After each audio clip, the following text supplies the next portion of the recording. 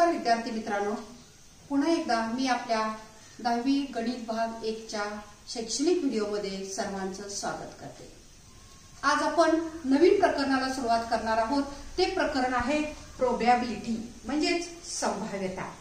अतिशय सोपं प्रकरण आहे, मुलांना इंटरेस्टिंग असं प्रकरण आहे आणि पासिंग साठी उपयुक्त आहे, तसेच जास्तीत जास्त मार्क मिळवण्यासाठी सुद्धा हे प्रकरण उपयुक्त आहे। हे प्रकरण सर्वसाधारणपणे बोर्डाच्या परीक्षेमध्ये 8 ते 10 मार्कासाठी याच्यामध्ये प्रश्न हे विचारले जातात। आता प्रोबॅबिलिटी याचा अर्थ संभाव्यता। संभाव्यता या शब्दावरूनच लक्षात येईल की पॉसिबिलिटी, प्रिडिक्शन, काही प्रिडिक्शन आपण मांडतो। उदाहरणार्थ आकाशात ढग दिसले की त्याचा आपल्याला त्याचा अर्थ आपण काय घेतो, एकतर पाऊस येईल किंवा पाऊस येणार नाही। क्रिकेटच्या मॅच असतील तर एखादं कॉइन टॉस केलं जातं, तुम्ही खेळताना वगैरे बघता की कॉइन टॉस केलं जातं। कॉइन टॉस केल्यानंतर काय मिळतं आपल्याला, नाणं टाकल्यानंतर तर एकतर छापा मिळतो किंवा काटा मिळतो। किंवा सापशिडीचा खेळ असेल तर सापशिडीच्या खेळामध्ये ज्यावेळी तुम्ही फासा टाकता त्यावेळी फासा टाकल्यानंतर त्याच्यावर असणारे पृष्ठ जी 6 पृष्ठ आहेत, एका पृष्ठावर 1, दुसऱ्या पृष्ठावर 2, तिसऱ्या पृष्ठावर 3, असं 6 पृष्ठावर 6 डॉट असतात आणि त्यापैकीच एखादं आपल्याला मिळणार असतं आणि हे जे आहे त्यालाच आपण प्रोबॅबिलिटी असं म्हणतो, संभाव्यता। आता प्रोबॅबिलिटी या प्रकरणामध्ये काही नवीन टर्म्स, हे प्रकरण आपल्याला आतापर्यंत कधी झालेलं नाही अभ्यासक्रमात। सेट या प्रकरणावर आधारित असं हे प्रकरण आहे। आता याच्यामध्ये नवीन कॉन्सेप्ट जे आहे, पहिला आहे रॅन्डम एक्सपेरिमेंट म्हणजे यादृच्छिक प्रयोग। ज्या प्रयोगामध्ये आपल्याला त्यातनं मिळणाऱ्या निष्पत्ती काय मिळणार आहे हे आधीच आपल्याला माहिती असतं, त्याचा रिझल्ट आपल्याला आधीच माहिती असतो। उदाहरणार्थ तुम्ही बोर्डाच्या परीक्षेला बसल्यानंतर तुम्हाला काय त्याचा रिझल्ट माहिती आहे, एकतर आपण पास होणार किंवा नापास होणार, म्हणजे हे जे आपल्याला आहे त्याच्या निष्पत्ती आपल्याला आधीच माहिती असतात आणि म्हणून त्याला यादृच्छिक प्रयोग असं म्हटलं जातं। Random experiment means in which experiment results or the outcomes are already known and that experiments are called as the random experiment. Next term, दुसरी यातली टर्म आहे, नवी कॉन्सेप्ट आहे, तो म्हणजे आउटकम्स। आउटकम्स म्हणजे निष्पत्ती। उदाहरणार्थ एक नाणं जर आपण फेकलं तर त्यातनं छापा पडेल किंवा काटा पडेल। छापा आणि काटा ह्या निष्पत्ती आहेत आणि अशा प्रकारे या प्रकरणामध्ये या दोनच टर्म आपल्याला थोड्याशा नवीन आहेत। आता या प्रकरणामध्ये सोपा भाग आहे, अगदी तुम्हालाही आवडीचा असा हा विषय आहे। यातला प्रॅक्टिस सेट 5.1 मधला आपली ही जे एक्सरसाइज आहे 5.1 त्यातलं पहिलं एक क्वेश्चन आहे, how many possibilities are there in each of the following. म्हणजे आपल्याला खाली त्यांनी एक्झाम्पल्स दिलेले आहेत, काही उदाहरणं मांडलेले आहेत, त्याच्यामध्ये किती पॉसिबिलिटीज आहेत हे आपल्याला फक्त लिहायचं आहे। उदाहरणार्थ नाणं टाकल्यानंतर किती पॉसिबिलिटीज असणार आहेत, दोनच, एक छापा किंवा एक काटा, अशा 2 पॉसिबिलिटी असणार आहेत। इथं पहिलं उदाहरण काय दिलेलं आहे बघा, how many possibilities are there in each of the following, म्हणजे खाली दिलेल्या उदाहरणामध्ये किती पॉसिबिलिटीज आहेत ते द्यायचे आहेत। First example is Vanita is planning to visit one of them. Vanita is planning to visit one of them in her summer vacation.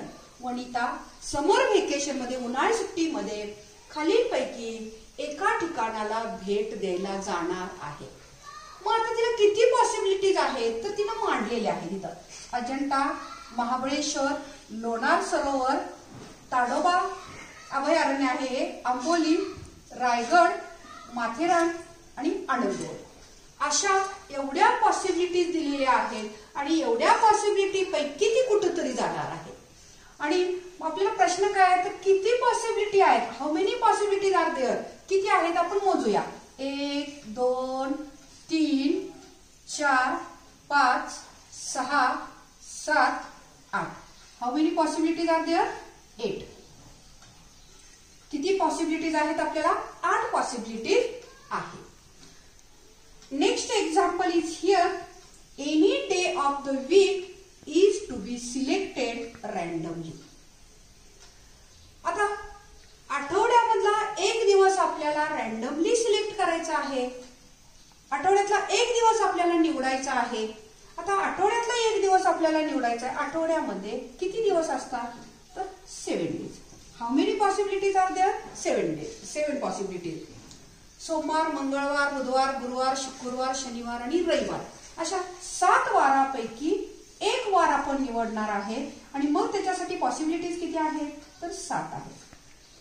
Next third example is here. Select a cards from the pack of 52 cards. Select the cards from the pack of 52 cards. आता 52 cards playing cards असतात. पत्त्याची पानं 52 पानं असतात आणि 52 पानापैकी एक card आपल्याला randomly निवडायचं आहे. रॅन्डमली सिलेक्ट करायचं आहे. मग आता कुठलं कार्ड येईल? तर त्या 52 पैकीच एक कार्ड येणार आहे. का 53 येणार नाही आपल्याला, कारण प्लेइंग कार्ड्स किती आहेत, पत्त्याची पानं किती आहेत? तर पत्त्याची पानं ही 52 आहेत एकूण कॅटमध्ये. आणि त्या प्लेइंग कार्ड्स मधला जो आपल्याला एक कार्ड निवडायचा आहे तिथं पॉसिबिलिटीज किती असणार आहेत? तर 52 पॉसिबिलिटीज असणार आहेत. 52 पॉसिबिलिटीज इथं असणार आहेत. म्हणजे अतिशय सोप्या पद्धतीचा आपल्याला हा प्रॅक्टिस सेट 5.1 हा दिलेला आहे. फक्त याच्यामध्ये किती पॉसिबिलिटी, आणखी उदाहरण याच्यामध्ये आहे, याच्यामध्ये किती पॉसिबिलिटीज आहेत हेच आपल्याला फक्त निवडायचं आहे. आता आणखी एक सांगते. बॉक्स एक आहे आणि त्या बॉक्समध्ये वर्गातल्या 1 ते 40 मुलांच्या रोल नंबरच्या कार्ड्स केलेले आहेत आणि ते कार्ड्स त्याच्यामध्ये ठेवलेले आहेत. त्यातलं एक कार्ड सिलेक्ट करायचे आहेत. आता किती पॉसिबिलिटीज येणार आहेत? तर वर्गात 40 विद्यार्थी आहेत आणि 40 मधलं एक कार्ड काढायचं आहे. म्हणजे तिथं सुद्धा पॉसिबिलिटी आपल्याला किती असणार आहे? 40 असणार आहे. आता काही रॅन्डम एक्सपेरिमेंट आपल्याला इथं दिलेले आहेत. रॅन्डम एक्सपेरिमेंट हे जे आहेत म्हणजे यादृच्छिक प्रयोग. आता काही प्रयोग दिलेले आहेत. आता त्या प्रयोगाचा सॅम्पल स्पेस कसा मांडायचा म्हणजे नमुना अवकाश. सॅम्पल स्पेस म्हणजे नमुना अवकाश. पहिलं बघा प्रयोग दिलेला आहे आपल्याला. 1 कॉइन इज टॉस्ड. एक नाणे फेकल्यास. आता माहितीच आहे तुम्हाला सगळ्यांना, क्रिकेट खेळताना नेहमी नाणं फेकलं जातं, कॉइन टॉस केला जातो. काय मिळणार आहे आपल्याला एक नाणं फेकलं असताना? एक तर छापा मिळेल किंवा काटा मिळेल. Yes, S is the sample space. Yes म्हणजेच सॅम्पल स्पेस, नमुना अवकाश. आता नेहमी हा सॅम्पल स्पेस हा महिरूपी कंसात लिहिला जातो. Sample space S is equal to. तर काय मिळणार आहे? एक कॉइन टाकल्यानंतर काय मिळणार आहे? छापा मिळेल किंवा काटा मिळेल. छापा हेड आणि काटा टेल.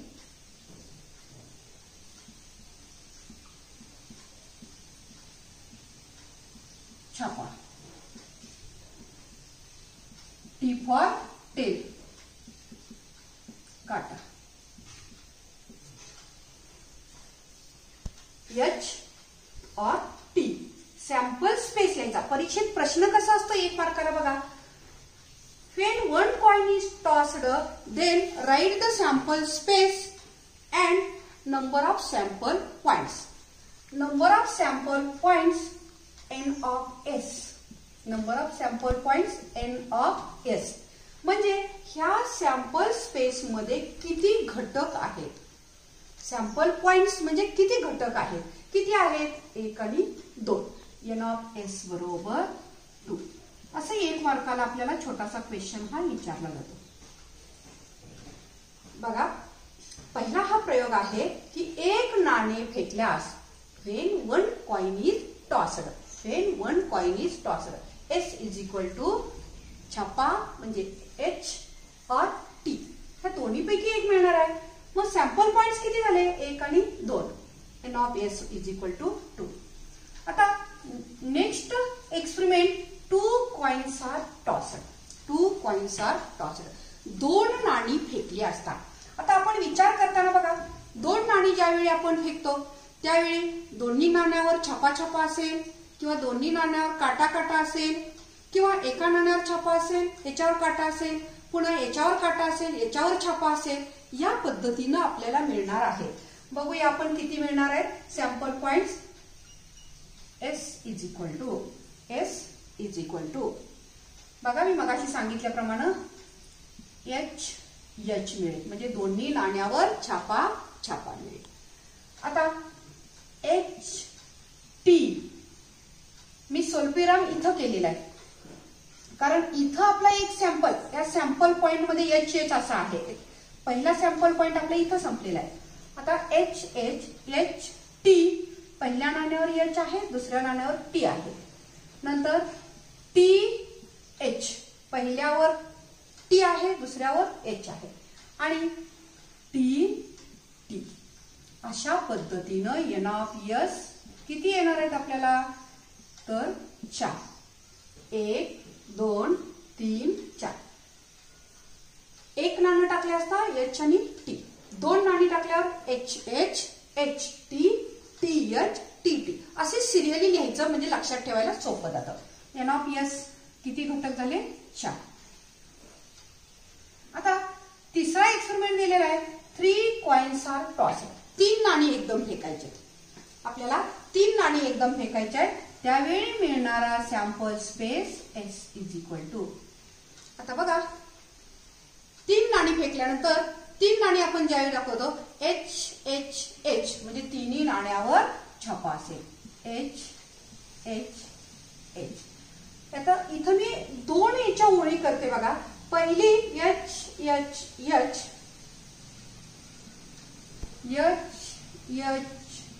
T. आता HTH THH. आता दुसरी ही H ची ओळ झाली. आता T ची ओळ करत असताना मी काय करते बघा, TTH सिमिलरली अगदी याच्यासारखी मी करत्या. तिन्ही नाण्यावर TTT आहे, इथं तिसऱ्या नाण्यावर H घेतलंय. आता इथं दुसऱ्या नाण्यावर H घेतलं, इथं पहिल्या नाण्यावर H घेतलं. या पद्धतीनं आपल्याला हा सॅम्पल स्पेस S म्हणजे नमुना अवकाश मिळणार आहे. NS is equal to 8. How many sample points are there, 8. Sample points किती येणार आहेत, 8 येणार आहेत. आता पुढचा आपल्याला एक्सपेरिमेंट दिलेला आहे, अ डाय इज थ्रोन. हा लक्षात ठेवायला सोपा जावा म्हणून पहिली H ची ओळ करायची. Hच्या ओळीमध्ये तिन्हीवर HH, इथं HH तिसऱ्यावर T, इथं दुसऱ्यावर T, इथं पहिल्या नाण्यावर T, म्हणजे ही H ची ओळ झाली. त्याच पद्धतीने सेम T ची ओळ आहे, TTT तिसऱ्या नाण्यावर H, दुसऱ्या नाण्यावर H आणि पहिल्या नाण्यावर H. म्हणजे या पद्धतीनं आपल्याला सॅम्पल स्पेस लक्षात ठेवायला हा सोपा जातो. पहिली H ची ओळ करायची, दुसरी T ची ओळ करायची. आता next experiment, a die is thrown. एक फासा फेकल्यास, अ डाय इज थ्रोन. एक फासा आपण फेकायचा. एक फासा आपण फेकतो म्हणजे तुम्ही सापशिडी खेळताना तुम्हाला माहिती आहे की एक फासा टाकला तर 1 मिळेल, कारण त्याच्यावर 1 ठिपका असतो. 2 ठिपके मिळतील, 3 मिळतील, 4 मिळतील, 5 मिळतील आणि 6 ठिपके मिळतील. म्हणजे यापैकीच एक आपल्याला मिळणार आहे. त्या 6 पृष्ठ आहेत, त्यामुळे 6 पॉसिबिलिटीज आहेत त्याच्यावर. S is equal to sample space नमुना अवकाश S इज इक्वल टू, आणि NS म्हणजे नमुना घटकांची संख्या असते. 1 मिळेल, 2 मिळेल, 3 मिळेल, 4 मिळेल, 5 मिळेल किंवा 6 मिळेल. यापैकीच आपल्याला एक मिळणार आहे. NS is equal to 6. NS is equal to 6. अशा पद्धतीनं आपण काही यादृच्छिक प्रयोग मांडलेले आहेत. आणखी काही आपण यादृच्छिक प्रयोग घेऊया. Next example, next experiment is 2 dice are thrown. पुढचा यादृच्छिक प्रयोग आपल्याला दिलेला आहे. 2 डाइस, 1 डाय, एक फासा आणि 2 फासे, त्याला डाइस असं म्हटलं जातं. एक काय होतं, डाय होता, DIA. आता हा डाइस आहे. 2 डाइस आर थ्रोन. 2 डाईस टाकल्यानंतर आपल्याला काय मिळणार आहे, तर हा मिळणारा नमुना अवकाश म्हणजे सॅम्पल स्पेस हा या पद्धतीने मिळणार आहे. आता दोन डाईस आहेत. आता एक डाय आपण टाकल्यानंतर काय मिळतं आपल्याला, when one die is thrown, त्यावेळी आपल्याला काय मिळतं, 1 2 3 4 5 आणि 6 अशा पद्धतीने मिळतं. आता दोन एकदम टाकले त्यावेळी आपल्याला कसं मिळणार आहे बघा, एका पहिल्या डायवरती आपण 1 मिळाले असं गृहीत धरायचं आणि दुसऱ्या डायवरती मग 1 2 3 4 5 6 या पद्धतीने मांडायचं. बघा, पहिल्यांदा एका डायवरती म्हणजे पहिल्या डायवरती 1 मिळाले, दुसऱ्या डायवरती पहिल्यांदा 1 मिळालं, परत 2 मिळालं, 3 1 4 1 5 1 6 या पद्धतीनं आपल्याला मिळणार आहे. आता 2 1 2 2 2 3 2 4 2 5 2 6 या पद्धतीनं 3 1 3 2 3 3 3 4 3 5 3 6 पुढं 4 1 4 2 4 3 4 4 4 5 4 6. आता 5ची ओळ करूया आपण. 5 1 5 2 5 3 5 4 5 5 5 6 पुढं 6 1 6 2 6 3 6 4 6 5 6 6. हा पहिला डाय आहे आणि हा दुसरा डाय आहे. बघा, पहिला डाय दुसरा डाय. इथं पहिल्या डायवरती आपण काय केलं, पहिल्या डायवरती 1 मिळाले असं गृहीत धरलं, दुसऱ्या ओळीला 2 मिळाले असं गृहीत धरलं आणि दुसऱ्या डायवरच्या संख्या आपण बदलत गेलो, 1 2 3 4 5 6 या पद्धतीने. आता हे मिळालेले सॅम्पल पॉइंट्स म्हणजे NOPS एकूण घटकांची, नमुना घटकांची संख्या, हा नमुना अवकाश झाला. आता नमुना घटकांची संख्या आपल्याला किती मिळाली, 6 6 6 6 6 असे एकूण 36 मिळाले. म्हणजे NOPS किती मिळाले, 36. अशा पद्धतीनं 2 डाईस म्हणजे 2 फासे टाकले असता मिळणारा आपण नमुना अवकाश लिहिलेला आहे, सॅम्पल स्पेस. आपल्याला नेहमी हे 6 7 जे 8 हे आहेत एक्सपेरिमेंट, ते लक्षात ठेवले की हमखास परीक्षेत 2 ते 3 मार्काची आपली तयारी होऊन जाते. आता a card is drawn from the pack bearing the number from 1 to 25. काय बघा, अर्थ काय बघा, तर 1 ते 25 अंक लिहिलेली 25 कार्ड आहेत आणि त्यातलं एक कार्ड आपण रॅन्डमली सिलेक्ट करायचं आहे. एक कार्ड यादृच्छिक पद्धतीने आपण काढायचं आहे. S इज इक्वल टू, आता 1 ते 25 अंक लिहिलेले, 1 ते 25 नंबर लिहिलेले आहे त्या कार्डावरती. मग त्यातलं कुठलंही कार्ड आपण उचललं तर त्यातलं 1 निघेल, 2 निघेल, 3 निघेल, असं कुठपर्यंत निघेल, 25 पर्यंत.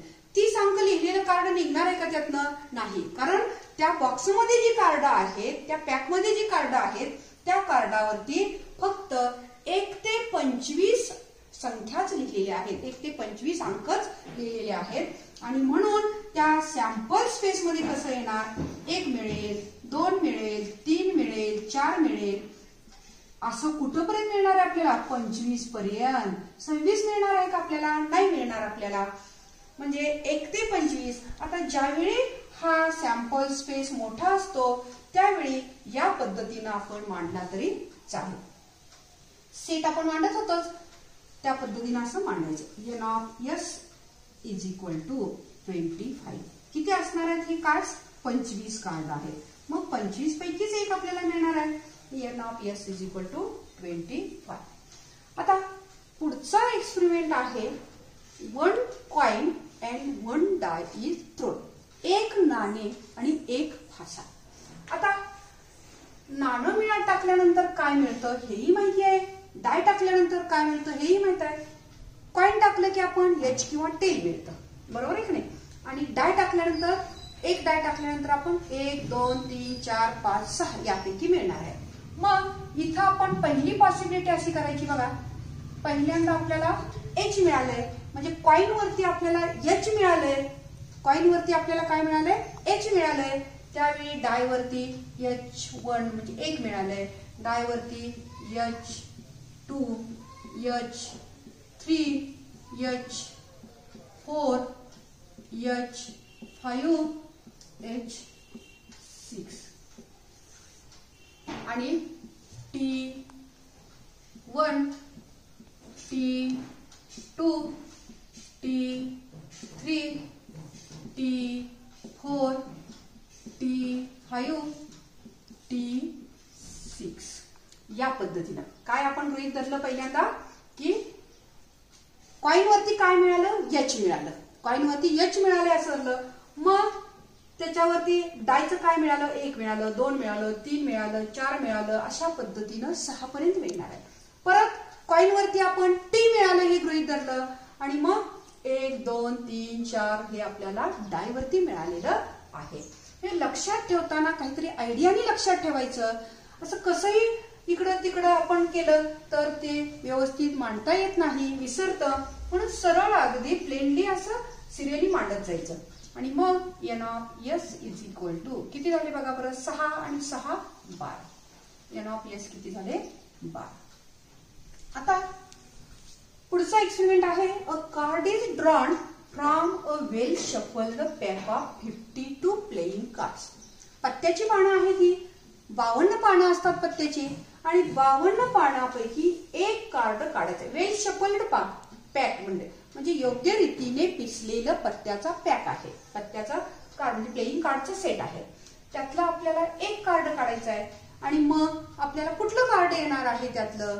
तर आपल्याला माहिती आहे की प्लेइंग कार्ड्स कुठली किती आहेत? 52 आहेत. प्लेइंग कार्ड्स किती आहेत? 52.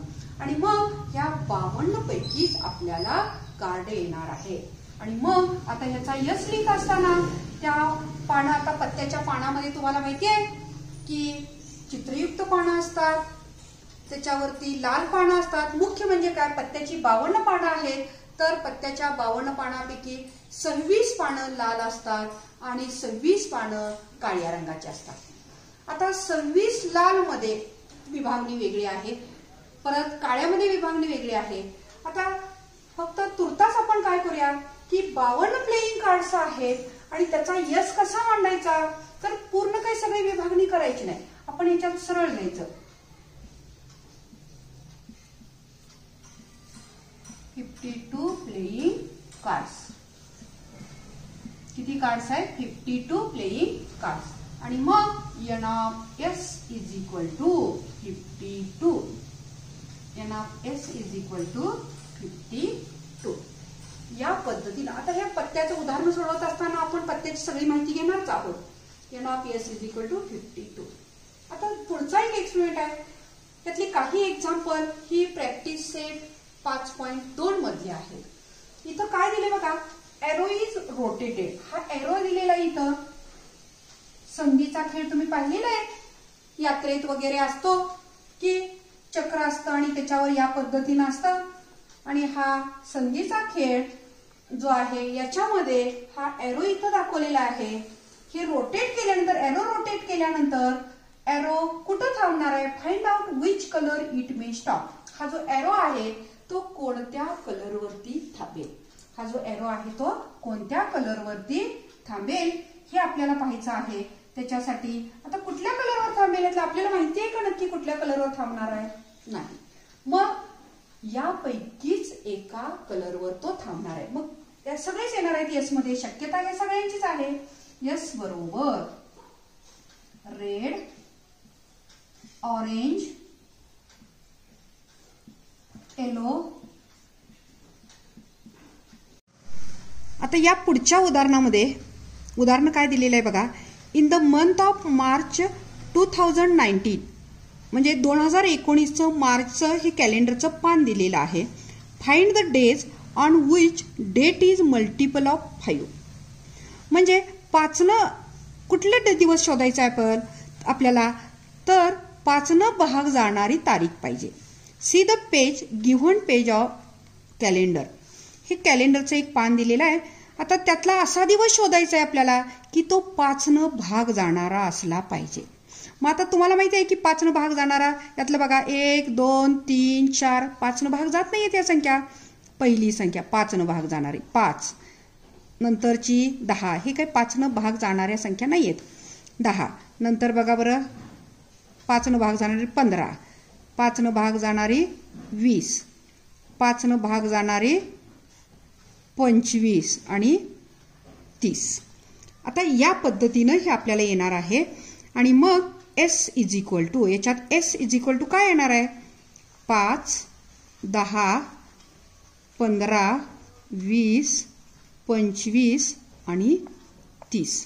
25 आणि 30. आणि मग म्हणून N of S is equal to, आता N of S is equal to किती असणार आहेत? 1 2 3 4 5 6. N of S is equal to 6. या पद्धतीनं आपल्याला हे आहे. आता पुढे काय दिलेलं आहे बघा, चौथं example. From a road safety committee, रस्ता सुरक्षा कमिटी आहे. Form a road safety committee of 2 from 2 boys and 2 girls. 2 मुली, त्यांची नावं दिलेली आहेत B1 आणि B2. 2 मुले आहेत B1 आणि B2 आणि 2 मुली G1 आणि G2. आणि याच्यापासनं यापैकी ही 4 आहेत. 4पैकी 2 कमिटी करायची आपल्याला. Complete the following activity and write the sample space. आता याच्यातनं कमिटी करायची. याच्यातनं कमिटी करत असताना बघा ही कमिटी कशी येणार आहे? आपल्याला 4 घटक आहेत, B1, B2, G1, G2. आता ही कमिटी करत असताना ही कमिटी कशी येणार? आपण पहिल्यांदा B1 घेऊया आणि B1ची या तिघांच्या बरोबर जोडी लावूया. B1, B2 अशी एक कमिटी असणार आहे. B1, G1 अशी एक कमिटी असणार आहे. B1, G2 अशी एक कमिटी असणार आहे. आता B2ची कमिटी करूया. B2, B1ची एक कमिटी इथं झालेली आहे, त्यामुळे आता B2 पुढचा घ्यायचा. B2, G1, पुढं B2, G2.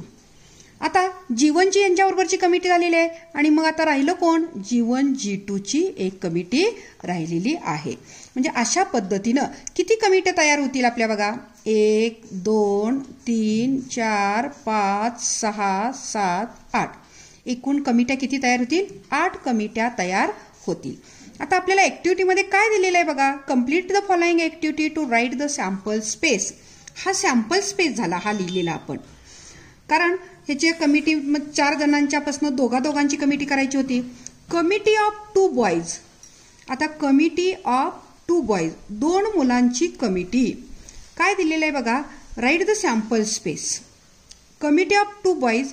आता 2 मुलांच्या कमिटीमध्ये एक B1 B2 ची आहे. B1 B2. त्याच्यानंतर एक मिनिट, B1 B2